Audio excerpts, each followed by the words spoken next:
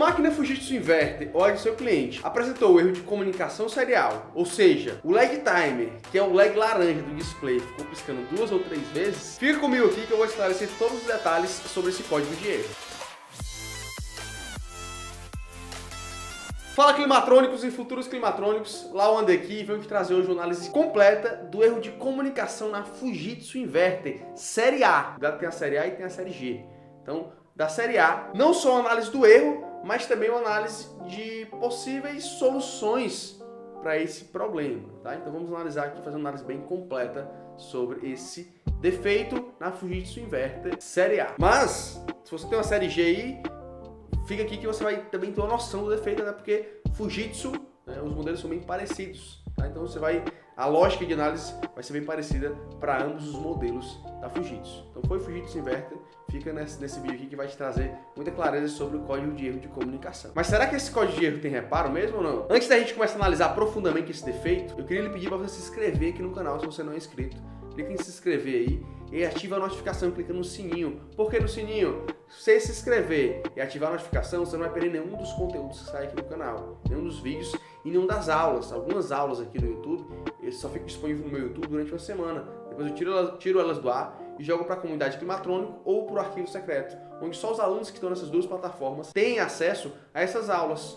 Tá? Então, para que você não perca nenhum conteúdo, especialmente esses que não ficam disponíveis durante muito tempo, fora os outros centenas de aulas e vídeos que tem aqui no canal, se inscreva e ativa a notificação que o YouTube vai te avisar quando a aula estiver disponível, quando eu subir na plataforma uma aula nova ou um vídeo novo como esse, de sacada de erro, para você ir aprendendo cada vez mais. Então, se inscreve. Se liga só, erro de comunicação. Vamos entender o seguinte, comunicação, a placa da Fujitsu ou qualquer outra placa de ar-condicionado, tem a placa do evaporador e a placa do condensador, o conjunto de placas do evaporador e o conjunto de placas do condensador, tá? Esses sistemas eles têm que se comunicar. A placa do evaporador tem que mandar sinais para a placa do condensador. A placa do condensador tem que mandar sinais para a placa do evaporador. Então elas se comunicam entre si, elas conversam entre si, tá? E ao conversar, essas máquinas, elas precisam de um meio, de um caminho, né, para se comunicar. Porque a evaporadora manda um QAP para a condensadora. Condensadora, parte o compressor. A condensadora vai escutar. Opa, ouvi aqui, vou partir. Evaporadora, partiu o compressor. Evaporadora, tentei partir, não consegui não. Deu algum problema, dá um erro aí. Ela vai lá e dá o erro de partida de compressor, por exemplo. Então, quando essa comunicação não está acontecendo, a evaporadora manda um sinal. Condensadora, parte o compressor. E fica só ouvindo grilos. Cri, cri, cri. E nada vem. Tem um problema aí. Vou dar um erro aqui. Vou avisar aqui pro meu operador. No caso, a gente está lá, vamos dizer, no equipamento. Vou avisar com o meu operador que a condensadora não está me enviando nada. Então assim que ela se comunica com a gente, né? Então existe essa comunicação entre as placas, tá? Caso algo esteja impedindo essa comunicação, ela vai dar falha de comunicação, tá? Vai piscar o time 2 vezes, vai piscar o time 3 vezes, até 5 vezes no modelo da série A, né? Pode ser erro de comunicação. Então o lag time piscando até 5 vezes. Ele pisca 2 vezes, para. 2 vezes, para. Fica piscando, acusando o erro, né? Foi isso, comunicação. Geralmente os problemas estão na placa do condensador. Geralmente. Mas quando é comunicação, eu gosto de analisar sempre as duas placas. Eu gosto de fazer análise sempre das duas placas, certo? Por quê? Porque pode ter um defeito na placa do evaporador que impede a comunicação ali. Quero trazer aqui com clareza de um detalhe que a Fujitsu tem que eu acho genial, tá?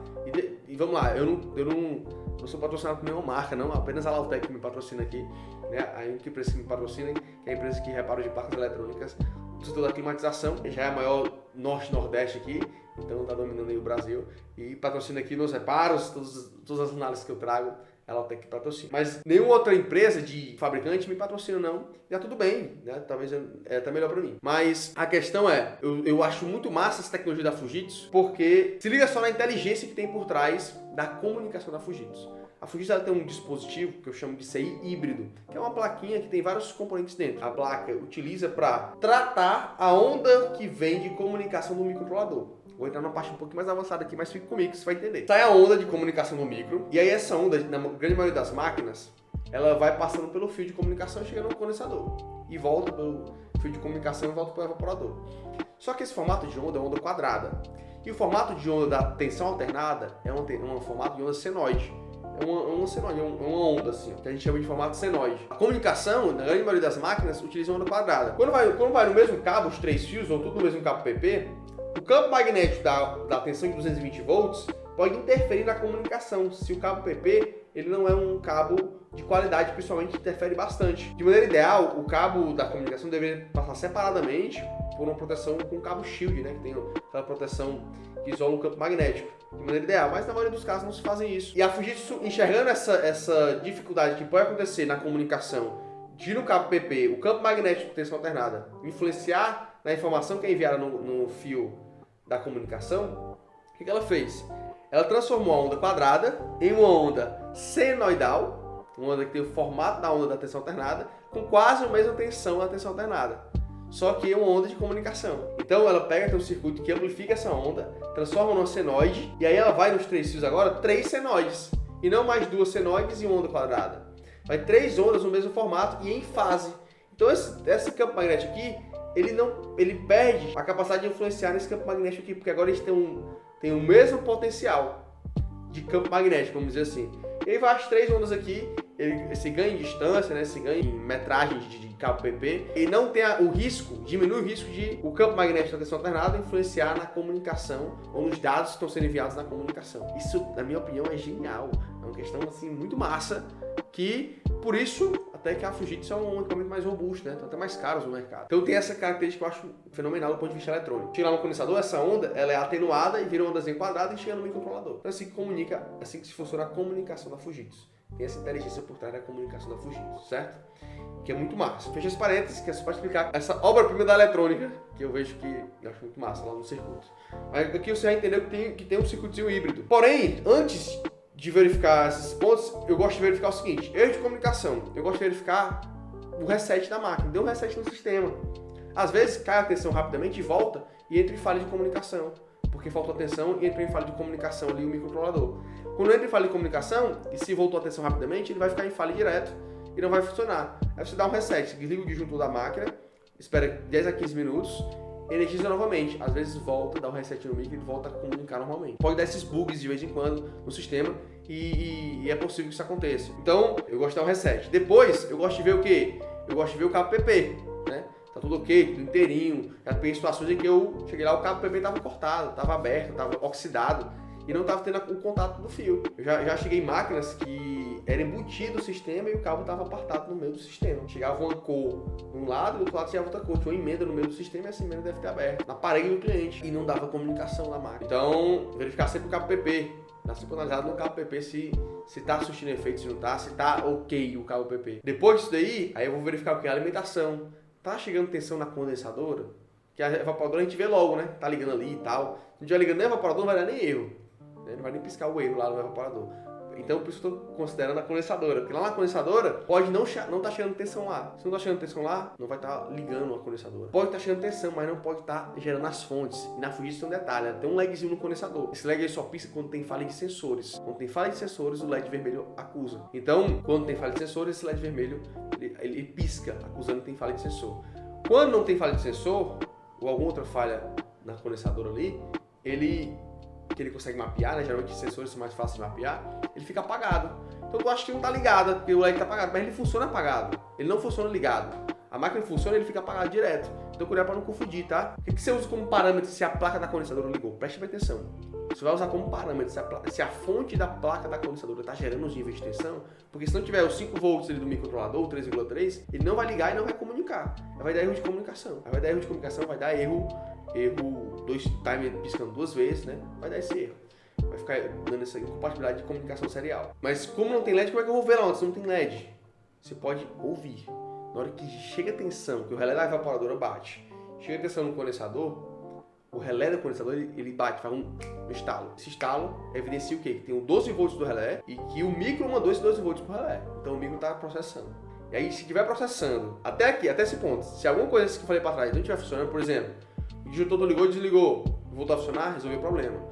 Ligou e desligou, o disjuntor não deu nada, mas fui pro PP, estava aberto, resolvi o PP, sem problema, a máquina funcionando. Eu cheguei na placa com 220, porque o cabo estava solto, conectei 220, voltou a funcionar a máquina, entendeu? Então toda vez que eu vou passando nesses pontos aqui, e eu vou dizendo o que tem que ter. Se tem essa informação, eu passo pro próximo nível mais abaixo para chegar no defeito. Vou eliminando, vou afunilando o defeito, né?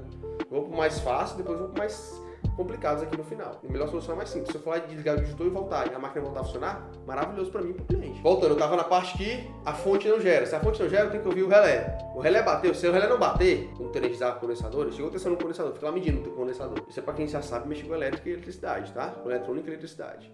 Se você não sabe, não se meta. Você pode perder sua vida, isso é sério. Eletricidade é coisa séria. Eletrônica também. Então não vá brincar com isso não, tá?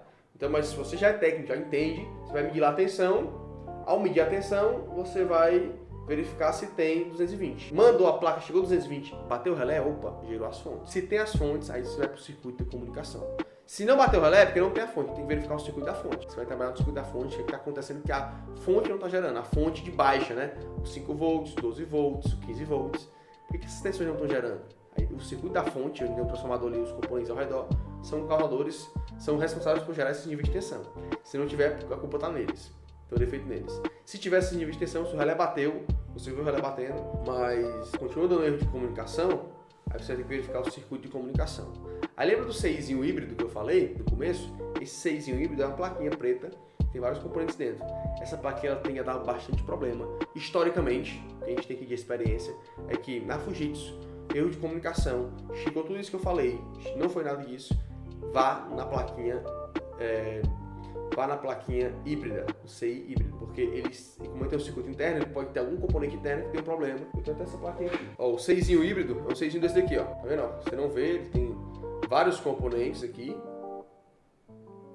Tem vários componentes, mas você não vê, até tem noção do que sejam esses componentes, mas essa plaquinha aqui é que faz, às vezes você troca ela, essa aqui é uma que estava com defeito, a gente trocou e a comunicação voltou, solucionou o erro de comunicação na Fujitsu, né, ao trocar. Então chegou, analisou tudo que eu falei e não deu jeito, verifica o circuito da comunicação e você vai se deparar com esse componente aqui, tanto no evaporador quanto no condensador.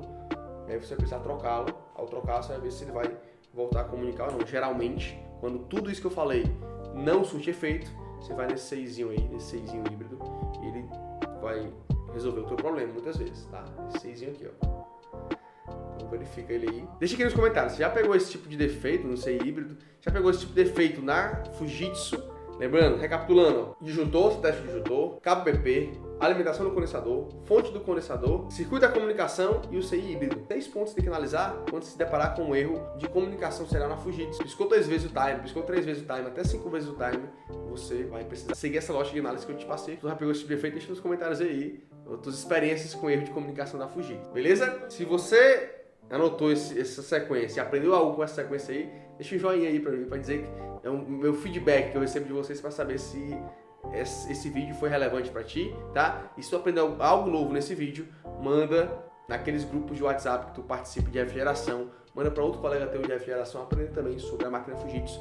A gente visto que muitos instaladores trabalham no dia a dia com máquina Fujitsu. Se você tem a máquina Fujitsu, manda para aquele instalador que faz o seu serviço da sua casa, tá? Clica na setinha e manda para essa galera, beleza? Vamos compartilhar esse conhecimento sobre manutenção eletrônica para automatização.